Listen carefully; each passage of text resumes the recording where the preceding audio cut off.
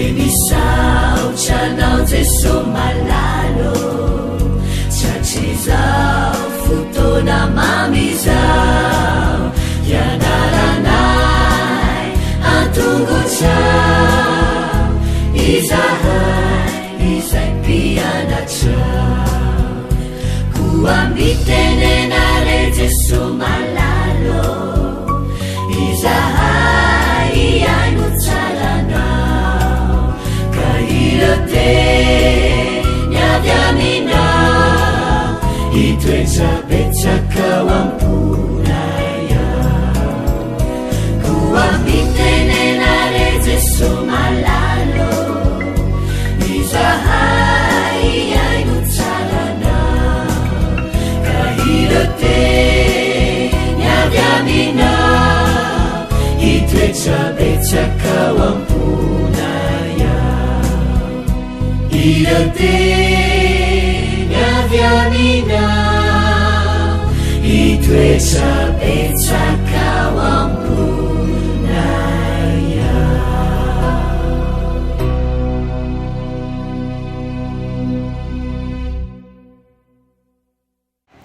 Palomerabantsika tsirairay avy indray tonga eto amin'ny fandraisana ny lesona ho an'ny tanora zokiny isika amin'itianio ity alohan'ny dirantsika amin'izany nefa dia vavaksika rainay masina tsara indrina izay ny-danitra ao velom-pisaorana anao izahay satria mena izao fotoan'izao indray ahafahana mandray ny teninao mangataka aminao izahay tompo mba tsy ho fahazarana no andraisanay an'izany fa tahaka ny fitadiavanay sakafo isan'andro dia hitady ny teninao izahay mba amelombelona ny fanahinay ka tsy atory fa oliana ihany koa izahay ny amin'ny fahamarinana rehetra avy aminao fa miasa ho amin'ny tokantrano tsirairay avy ihany koa ianao aminaran'i Jesosy amen. Ohatran'ny lesona antsika androany dia manao hoe fandresena mihoso-dra malala Yousafzia narana tovovavy anankiray izahay tovovavy anankiray avy any Pakistan nivoaka tamin'ny fitsapana tsy aila zana mba ho tonga marika ny fanantenana sy ny herim-po manoloana ny fahoriana lehibe.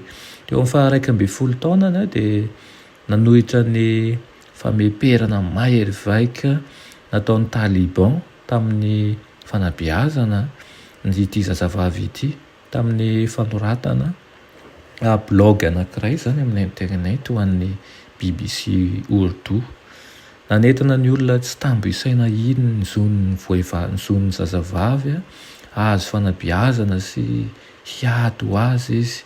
Nandritra ny fikasana hamono notifirin'ny jiola Taliban anankiray teo amin'ny lohany malala teo am-pitainganana ny fiara fitateram-bahoaka. Tsy nafaty azy ny bala fa naratra mafy izy. Rehefa niady ho an'ny fiainana izy dia nahasarikola antapitrisany eran'izao tontolo izao ny tantarany. Tamin'ny fomba mahagaga dia tafarina ity zazavavy kely iray ity ary nanohy ny asany izy ny fijoroana vavolombelona sy ny fanoloran-tenany izay tsy voahozongozona kokoa noho ny hatramin'izay. Namorona fikambanana tsy mitady tombam-barotra mikendry ny hanome hery ny tovovavy amin'ny alalan'ny fanabeazana ihany koa izy ary tamin'ny taona 2014 teo amin'ny 17 taonany dia izy ny zanjany indrindra nahazo ny ilay loka atao hoe Nobel ho an'ny fandriampahalemana. Asehon'ny tantarany fa na dia feo tahaka azy aza izay mbola kely dia afaka miakatra ambonin'ny toe-javatra maizina indrindra, manentana ny fiovana tsara ary amin'ny farany dia mahazo fandresena amin'ny fikatsahana tanjona ambony. Amin'ny mahampino amin'ny fiangonana sisa dia miasa ao amin'ny asa mendrikaja indrindra ihany koa isika hitondra ny filazantsara amin'ny firenena rehetra sy ny fokom-pirenena sy ny samihafa fiteny ary ny olona rehetra. Antsoina isika mba ho fanilo manome fanantenana, herim-po ary fahazavana eto amin'ity tontolo maizina sy misafotofoto ity. Tsy maintsy manambara ny fahamarinana tahaka ny eo amin'i Jesosy ao anatin'ny fahasahiana sy ao anatin'ny fahafanam-po tokoa isika amin'ny fitiavana sy amin'ny asan'ny fahasoavana.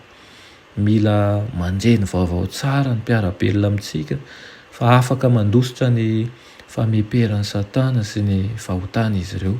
Mila mahafantatsa izy ireo fa efa tonga ankehitriny ny famonjena sy ny hery sy ny fanjakan'Andriamanitsika ary ny fahefan'ny Kristiny fa nazera ilay mpiampangany rahalahintsika. Satana dia fahavalo efa resy tokoa.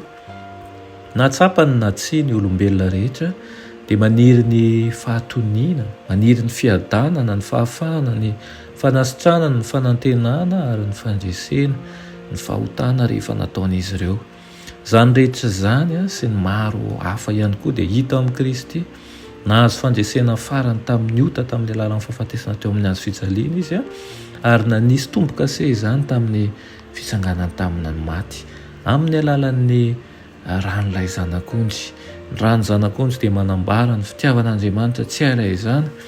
Ny faneken'ny fitiavana no any fomba hahafahan'ny fankatoavana eo ambany fitarihan'ny fahasoavana.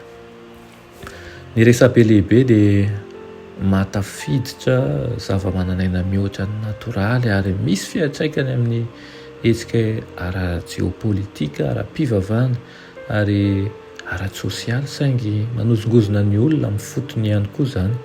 Tsy tokony hafenina io traikefa manokana momba ny fandresen'i Kristy teo amin'ny fiainantsika io.